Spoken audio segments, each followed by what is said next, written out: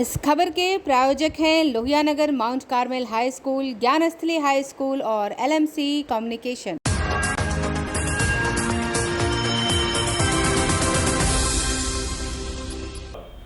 नमस्कार, मैं हूं दिव्या और आप देख रहे हैं आंखें न्यूज 24।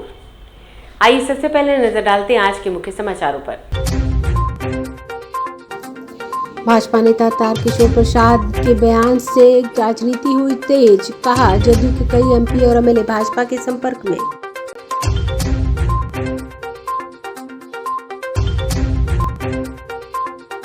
भाजपा के वरिष्ठ नेता शाहनवाज हुसैन ने महागठबंधन पर लगाया आरोप, कहा नियुक्ति पत्र का सिर्फ बहाना बना रही है राज्य सरकार।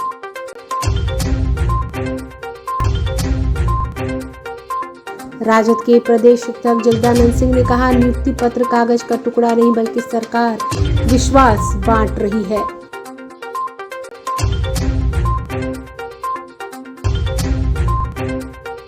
मुख्यमंत्री और उप मुख्यमंत्री द्वारा संपत्ति का ब्यौरा देने के मामले को विपक्ष ने मात्र खाना पूर्ति बताया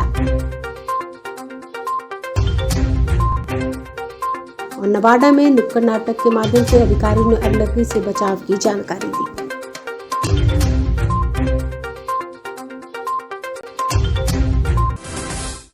अब समाचार विस्तार से।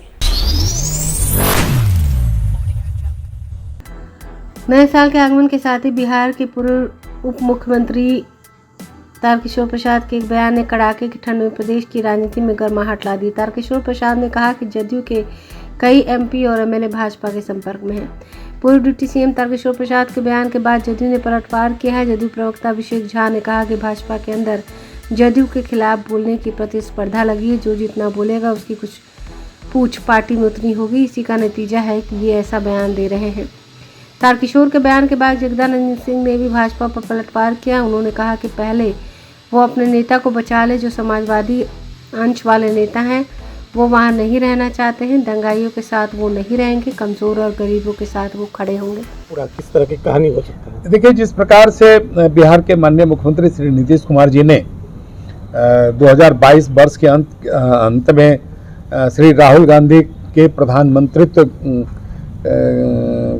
के नेतृत्व में, प्रधानमंत्री बनने के नेतृत्व में ये जाना चाह रहे हैं, उससे स्पष्ट है कि इनकी जो हवा थी प्रधानमंत्री के रूप में बनने की वो खत्म हो चुकी है। और जिस प्रकार से जितने विपक्ष हैं उनके नेताओं ने उन्हें भाव नहीं दिया, जो इन्होंने दिल्ली का दौरा किया था, उससे सारी स्थिति स्पष्ट हो गई है। और जनता दल यूनाइटेड के माननीय सांसदों को पता है कि विगत 2019 में उन्होंने जो चुनाव जीता था वो भारत के यशस्वी प्रधानमंत्री श्री नरेंद्र मोदी जी के कुशल नेतृत्व और उनके बहुआयामी व्यक्तित्व एवं प्रभाव के कारण उन्होंने संसदीय चुनाव को जीता था।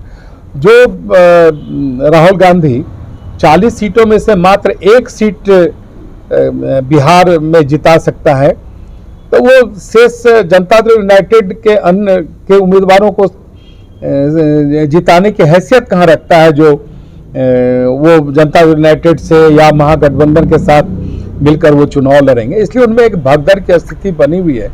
और निश्चित तौर पर जो जनता यूनाइटेड के माननीय सांसद हैं जनता यूनाइटेड को छोड़ने का काम करेंगे, भाजपा के, क्योंकि वहाँ उनका कोई भविष्य नहीं है। और भारतीय जनता पार्टी का राष्ट्रीय नेतृत्व देखेगा कि किनको लेना है, नहीं लेना है, क्या राजनीतिक स्थिति रहेगी, ये तो दल का नेतृत्व तय करेगा। संपर्क में है, ये साफ है ना? निश्चित तौर पर संपर्क में है और उनमें एक हताशा भी है।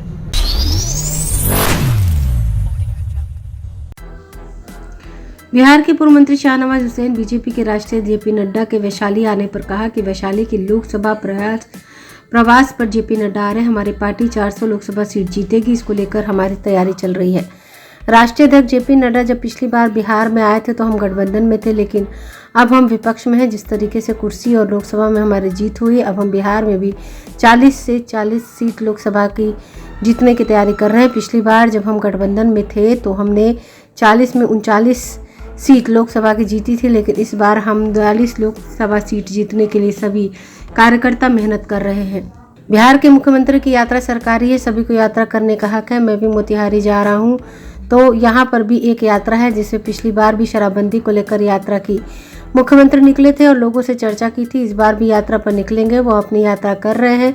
नीतीश कुमार की सरकार हो चाहे लालू प्रसाद यादव की सरकार हो, हम सहयोगी पार्टी रहे, इसलिए जो मुख्यमंत्री रहता है वही क्रेडिट लेता है। केंद्र सरकार के नोटबंदी के फैसले पर सुप्रीम कोर्ट ने मुहर लगाई। इस पर शाहनवाज हुसैन ने कहा है सुप्रीम कोर्ट का नोटबंदी को लेकर जो फैसला है वो ऐतिहासिक फैसला है। नोटबंदी का जो फैसला था वो देश हित में था और देश के विपक्ष द्वारा सवाल खड़े किए जा रहे हैं कि नोटबंदी विफल है, लेकिन आज सुप्रीम कोर्ट ने इस पर मुहर लगा दी है। माननीय सुप्रीम कोर्ट का फैसला ऐतिहासिक फैसला आया है। फुल बेंच का ये फैसला पूरे देश में इससे संदेश गया है कि नोटबंदी जो हुई थी वो देश हित में थी, सही प्रक्रिया थी और नोटबंदी का जो फैसला था वो काले धन पे बड़ा प्रहार था, जनहित में था। लेकिन कुछ लोग विपक्ष में रहकर ये भ्रम पैदा करते हैं कि जो हम दिन कहे तो वो रात कहेंगे, हर चीज़ की आलोचना करेंगे। नोटबंदी पर कितनी बयानबाजी हुई, विपक्ष के नेताओं ने इसको किस तरह से इस पर भ्रम पैदा किया। सुप्रीम कोर्ट का तो आज फैसला आया ही, उसके बाद कई लोकसभा के चुनाव के बाद विधानसभा के भी चुनाव हुए और उसमें देश की जनता ने भी उस पर मुहर लगाया। लेकिन विपक्ष को आत्मचिंतन करना चाहिए कि आप जो देश हित के फैसले हैं उन सारे फैसलों पर प्रश्न खड़ा कर देते हैं, जो भ्रम पैदा कर देते हैं। उस भ्रम से भ्रमित जनता नहीं होती है, लेकिन जो भ्रम पैदा किया आज सारा भ्रम दूर हो गया है। सुप्रीम कोर्ट के फैसले का हम सब स्वागत करते हैं। जेडीयू कह रही है कि देखिए, भारतीय जनता पार्टी के राष्ट्रीय अध्यक्ष श्री जगत प्रकाश नड्डा जी कल वैशाली आएंगे और वैशाली में उनका वो लोकसभा का प्रवास होगा। हमारा मिशन है कि देश में 400 सीट जीती जाए। हमारा मिशन है कि बिहार के अंदर भी 40 सीटें हम जीतें। इसके लिए हर सीट हमारे लिए महत्वपूर्ण है और उस पर हम लोग काम कर रहे हैं। और यही वजह है कि राष्ट्रीय अध्यक्ष जी का ये दौरा ऐतिहासिक है, क्योंकि पिछली बार जब वो आए थे तब हमारी गठबंधन की सरकार थी, लेकिन अब जब वो आ रहे हैं तो वो सरकार बदली है, लेकिन उसके बाद सारी परिस्थिति भी बदली। अभी राष्ट्रीय अध्यक्ष जी का ये दौरा कुरहनी और गोपालगंज जीतने के बाद भारतीय जनता पार्टी और बिहार उस जश्न में है कि हमने महागठबंधन को दोनों जगह पराजित किया। उसके बाद राष्ट्रीय अध्यक्ष जी का ये दौरा है और इस दौरे में बहुत उत्साह है। लोकसभा में भी हम लोग बिहार की 40 की 40 सीटों पर मेहनत कर रहे हैं और सब जगह विजय पताका फहराने की कोशिश कर रहे हैं। हमें पूरी उम्मीद है कि जिस तरह हम कुरहनी और गोपालगंज जीते, उसी तरह लोकसभा में भी पिछले बार हम लोग नरेंद्र मोदी जी के नाम पर 39 सीट जीते थे और इस बार एक सीट जो बच गई थी वो भी जीतेंगे। 40 की 40 सीटों पर हमने मेहनत शुरू कर दी है। बिहार के उप मुख्यमंत्री तेजस्वी प्रसाद यादव के संपत्ति ब्यौरा देने पर बीजेपी के राज्यसभा सांसद सुशील कुमार मोदी ने सवाल खड़े किए। इस पर राजद के प्रदेश अध्यक्ष जगदानंद सिंह ने कहा कि बिहार के सभी मंत्रियों ने ईमानदारी पूर्वक अपने संपत्ति का ब्यौरा दिया। भारत सरकार के किसी मंत्री ने अभी तक अपनी संपत्ति का ब्यौरा नहीं दिया। देश में एक परंपरा है, एक कानून है, सभी को विवरण देना होता है। सुशील कुमार मोदी को प्रधानमंत्री मोदी की स्थिति पूछनी चाहिए। अगर संपत्ति की जानकारी देने वाला कोई भी व्यक्ति गलत जानकारी देता होता तो उसके लिए कोर्ट है और कोर्ट में जाकर उसके खिलाफ केस करे। अगर वह गलत होता तो उस पर कार्रवाई होगी। जो देश की संपत्ति लूट कर भाग गए व्यापारी, उनका संपत्ति लाने का वादा कहाँ चला गया। बीजेपी के लोगों के लिए बड़बोलापन अच्छा नहीं है। वहीं नियुक्ति पत्र को लेकर जगदानंद सिंह ने कहा कि जो नियुक्ति पत्र दिया जा रहा है कागज का टुकड़ा नहीं है। हमारे नेता विश्वास दिला रहे हैं बिहार के युवाओं को कि बिहार सरकार का रोजगार देना सरकार की पहली प्राथमिकता है। बिहार के मंत्री ईमानदारी से अपनी संपत्ति का ब्यौरा दे दिया, भारत सरकार के किसी मंत्रियों का ब्यौरा देते हुए मैं नहीं देखा। और यह देश में परंपरा नहीं, कानून हो, नियम हो या परंपरा हो, तो श्री मोदी जी को कहना चाहिए कि नरेंद्र मोदी जी आपकी स्थिति क्या है। उन लोगों ने तो ब्यौरा नहीं दिया। और एफिडेविट और संपत्ति के ब्यौरे के बाद असत्य का सहारा लेने वाला कोई भी नेता समाज के लिए बिल्कुल जहर का काम करता है। समाज के विश्वास को तोड़ करके अविश्वास की दीवार खड़ा करना किसी भी राजनीतिक आदमी के लिए बहुत बड़ा दोष है। कभी सुशील मोदी जी ये तो बताओ कि नरेंद्र मोदी जी का और देश के अरबों रुपया लूट करके लेकर के देश से भागने वाले व्यापारियों का संपत्ति वापस करने का वादा इस देश से कहा गया।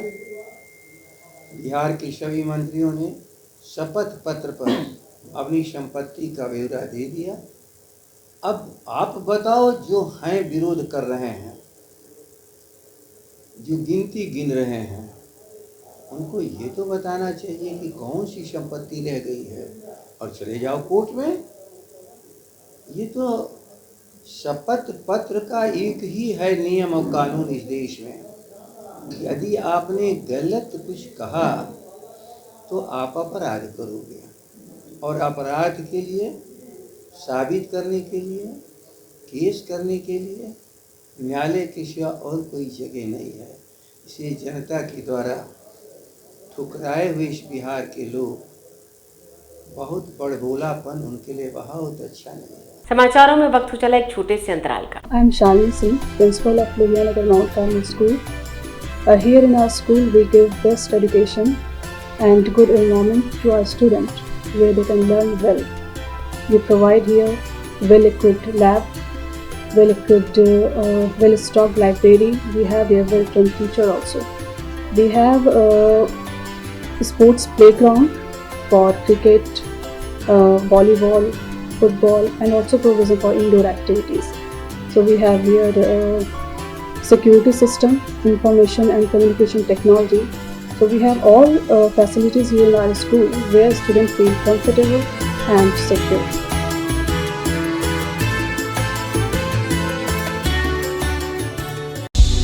क्या आप पत्रकारिता के क्षेत्र में अपना कैरियर बनाना चाहते हैं?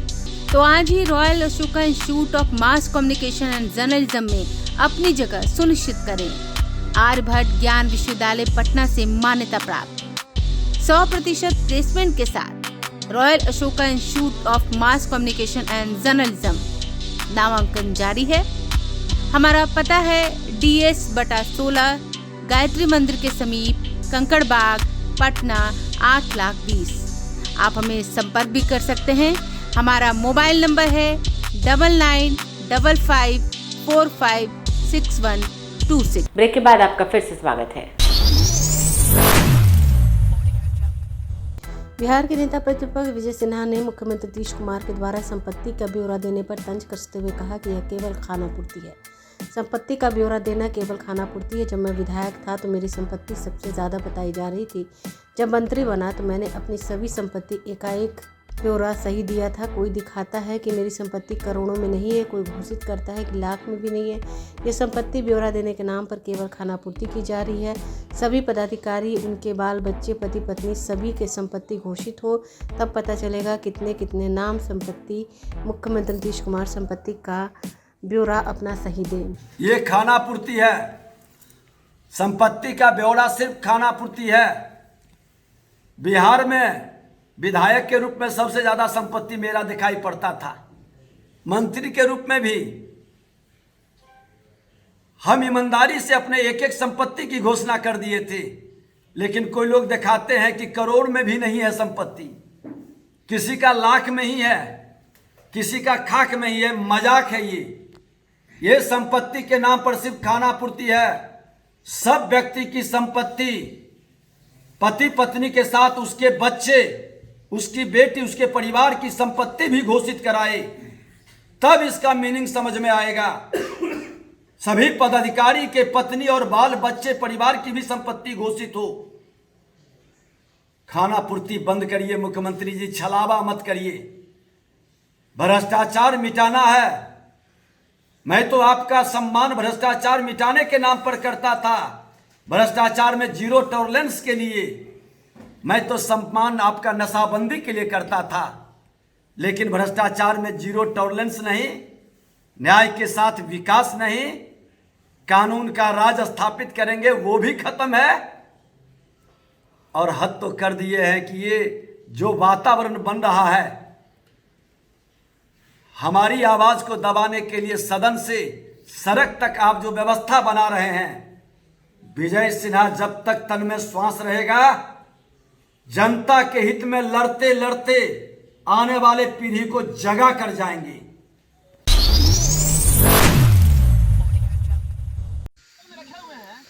बिहार अग्निशमन सेवा विभाग की ओर से नवादा में आग से बचाव को लेकर नुक्कड़ नाटक के माध्यम से लोगों को जानकारी दी गई। इस दौरान अग्निशमन पदाधिकारी राम अवध सिंह के नेतृत्व में Phulwaria dam, Hardiya sector C और रजौली बाजार में लोगों को जागरूक किया गया। अग्निशमन पदाधिकारी ने बताया कि शहरी और ग्रामीण क्षेत्र में अगलगी जैसी घटनाओं को रोकने के लिए लोगों को जागरूक करने को लेकर भीड़ भाड़ वाले स्थान पर नुक्कड़ नाटक का आयोजन किया गया। इस दौरान बताया कि आगजनी की घटनाओं में कैसे बचाव किया जाए, साथ ही गैस सिलेंडर में आग लगने पर किसी भीगा हुआ सूती बोरा या कंबल से ढककर आग बुझाई जा सकती है। अग्निशमन पदाधिकारी ने बताया कि जाड़े के दिनों में सबसे अधिक अगलगी की घटनाएं खेतों में लगे फसलों में होती है। हम लोगों को किचन और अन्य स्थानों पर लगने वाली आग से बचाव के लिए जरूरी उपाय सुनिश्चित करने चाहिए। नुक्कड़ नाटक के माध्यम से आग से बचाव हेतु चूल्हा के समीप ज्वलनशील पदार्थ नहीं रखने, खेत और खलिहान में अलाव लगाते समय सुरक्षा का ध्यान रखने, आग लगने पर अग्निशमन विभाग के नंबर पर सूचना देने, आग बुझाने के लिए आसपास में पानी की व्यवस्था रखने और फूस के घर में अलाव लगाने के दौरान ध्यान रखने की बातें लोगों को बताई गई। नुक्कड़ नाटक के कलाकारों ने बताया कि आग लगने से बचाव के लिए सबसे पहले सावधानी बरतें। जागरूकता और सावधानी से अगलगी की घटनाएं कम हो सकती हैं। यदि आग लग जाए तो धैर्यपूर्वक आग बुझाने का प्रयास करें। खेत में लगी फसल में अक्सर दिसंबर और जनवरी माह में अधिक घटनाएं देखने को मिलती। ठंड से बचने के लिए अलाव जलाने के लिए कई बार गलती से अगलगी की बड़ी घटनाएं हो जाती है। अग्निशमन पदाधिकारी जानकारी देते हुए बताया कि फसल काटने पर बोरिंग पर पंप सेट तैयार हालात में हो रखना चाहिए। अगर खेत में आग लग गई हो तो फैलने वाले दिशा में थोड़ी दूर पर फसल काटकर भी आग को रोका जा सकता है। खेत के आसपास बीड़ी, सिगरेट आदि नहीं पिए और ना ही किसी को पीने दें। फसल के आसपास यदि अलाव या चूल्हा जलाते हैं तो निगरानी के साथ इसके सभी आग को बुझाने के बाद ही वहां से हटें। तब क्या होता है, कभी कभी चुल्ली पर खाना बनाने में, लकड़ी पर खाना बनाने में आग जो है एक जगह से दूसरी जगह जाता है ना। तो कहीं एक जगह से दूसरी जगह जाता है और कहीं खर पतवार है कुछ में धाइये लिया था, फिर क्या कीजिएगा? ये बात तुम सच में ना कही नहीं हो। अरे बचाओ बचाओ बचाओ, आग लगी है, बचाओ बचाओ बचाओ, आग लगी है, बचाओ।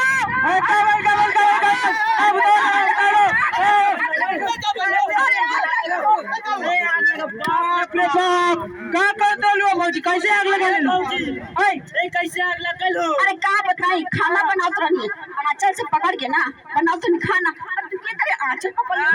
बड़ा अच्छा काम करत रहलू, आंचल से उतारत रहलू। कटर कपार से उतारी। बताओ। आइए एक बार फिर नजर डालते हैं आज के मुख्य समाचारों पर। भाजपा नेता तारकिशोर प्रसाद के बयान से राजनीति हुई तेज, कहा जदयू के कई एमपी और एमएलए भाजपा के संपर्क में।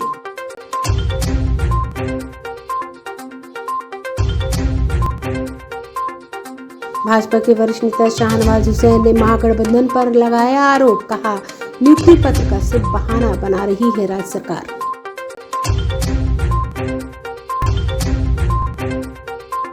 राजद के प्रदेश अध्यक्ष जगदानंद सिंह ने कहा नियुक्ति पत्र कागज का टुकड़ा नहीं बल्कि सरकार विश्वास बांट रही है।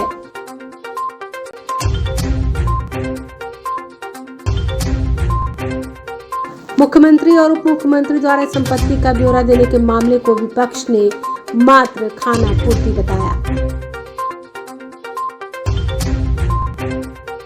और नवादा में नुक्कड़ नाटक के माध्यम से अधिकारियों ने अगलगी से बचाव की जानकारी दी।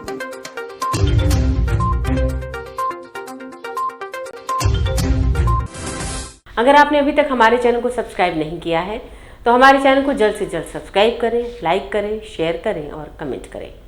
बाकी खबरों के लिए देखते रहिए आंखें न्यूज़ 24, नज़र हर खबर पर।